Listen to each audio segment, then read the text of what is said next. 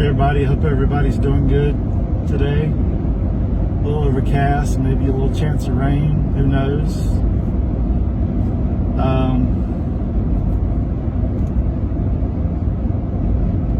During my inspection this morning, I was thinking, just the way this house looked. It was a 70s house, and I wouldn't necessarily say it was a flip,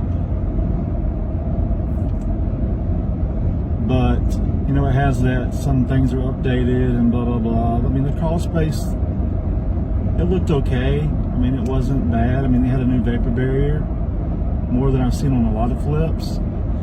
But I understand a lot of people focus on the interior of the home when they're selling a property.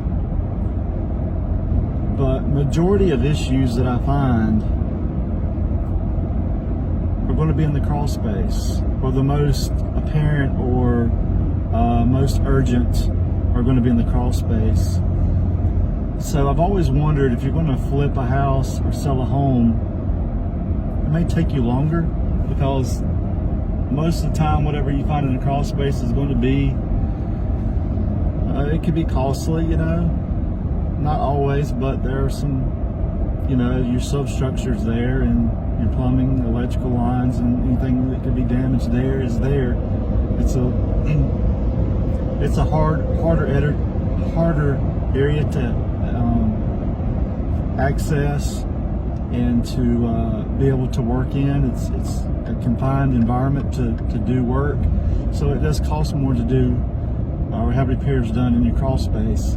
But I think if people flipped it around and would start doing the repairs in the crawl space before they started on the interior,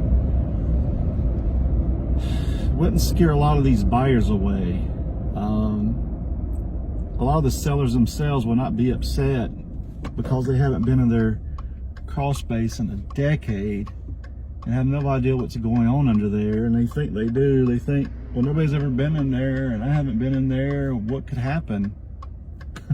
You know, they don't think things change.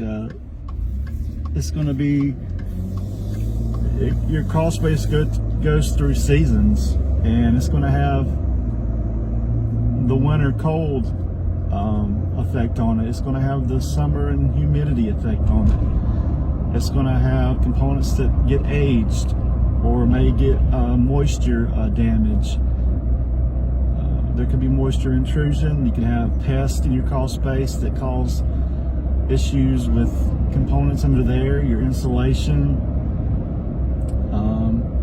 There's just so much that can happen in a crawl space, and when people don't go in there for decades or several years, they have no idea.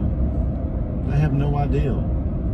So just my suggestion, if you're going to put a house in the market, or you're going to flip a house, I don't know if you're going to flip a house, you're looking just for a return. I understand that, but you're going to have to disclose these things. You're going to have to eventually get it taken care of, because if it's a certain issue, people aren't going to want to deal with it.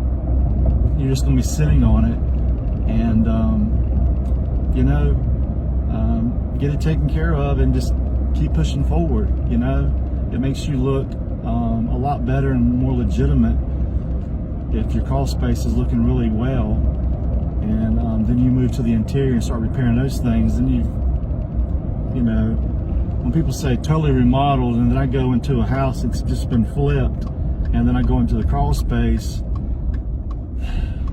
majority of the time of those houses, I'm not finding a lot of issues on the interior. There's going to be stuff. Majority are plumbing, or just some seam cracks, or doors not shutting properly, or something like that. But overall, once I get in the crawl space, that's it.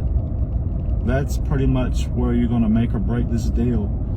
So I would just highly recommend that if you're going to buy or sell, if you're going to sell a home or buy a home for an investment to flip it, it may cut into whatever, but like I said, you don't know what's going on in there. You haven't been in there in a decade. The majority of people haven't. And, or maybe you do go in your crawl space and you're just not aware of potential issues because you're just under there getting your lawnmower or your gas can or your potting soil or your rake or your shovel. Things that shouldn't really be in the crawl space. But anyway, that's just my advice because I see this all the time, and a lot of deals they end once I'm going through the report, I'm going through the summary, and then I get to the last part, which is the foundation substructure. And when I start spewing off this moisture intrusion, piers leaning, corroded this, that, you know, the efflorescence and pooling water and just all kinds of stuff, people get turned off by it and they don't want to deal with it. You know, it may not be a real bad structural issue, but it's going to be a structural issue, and there's people that have probably dealt with those before and they just don't want to deal with it again. They've gone through it and they're just like, I don't care how little it is, I just don't want to deal with it.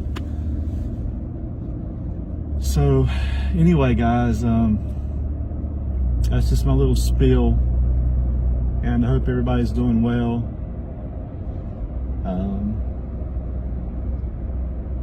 We are going to be in, I'm probably going to pronounce this wrong,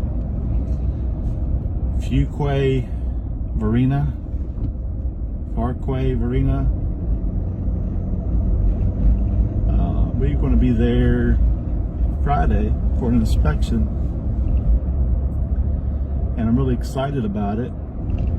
We've been doing quite a bit in the Triangle MLS area, and so the more I do in that area, the more that I'm set to go ahead and just get access to the MLS showing time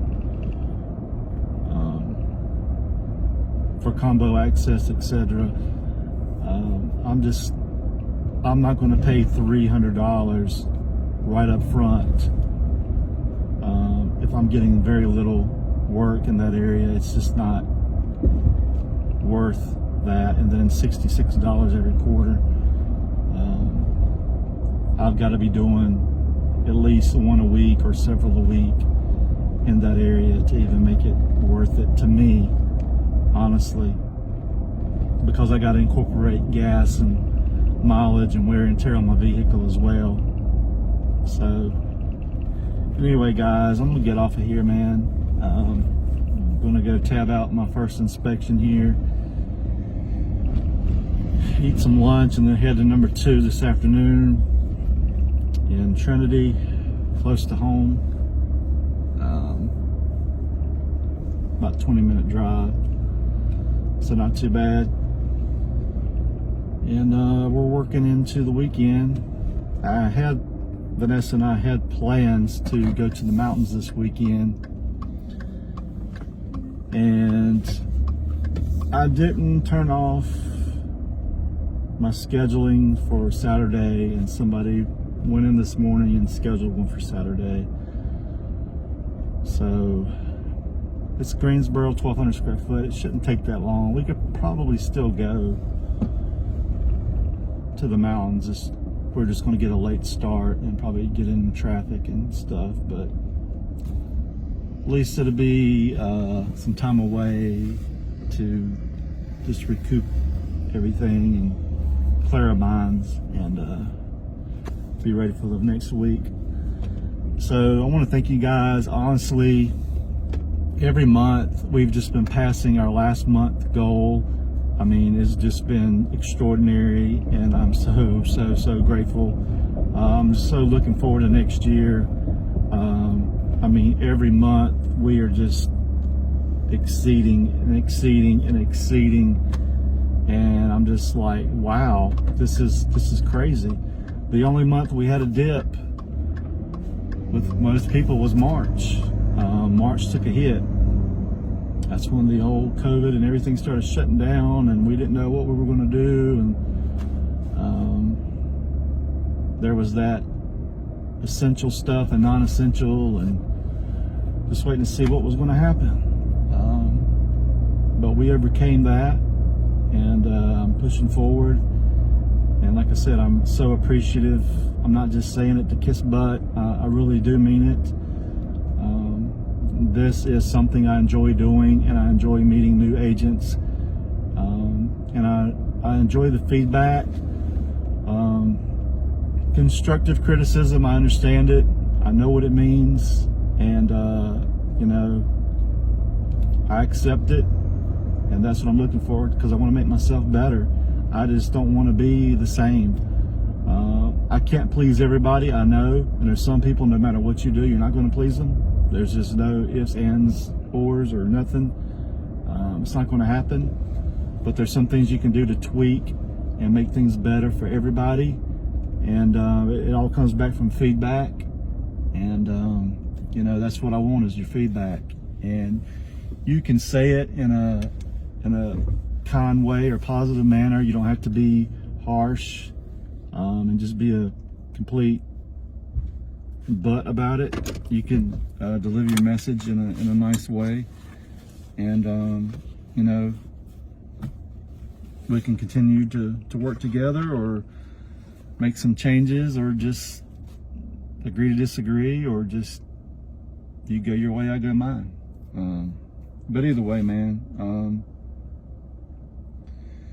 that's all I got. So if you want an inspection, 336-989-8185, or schedule at hometechnc.com.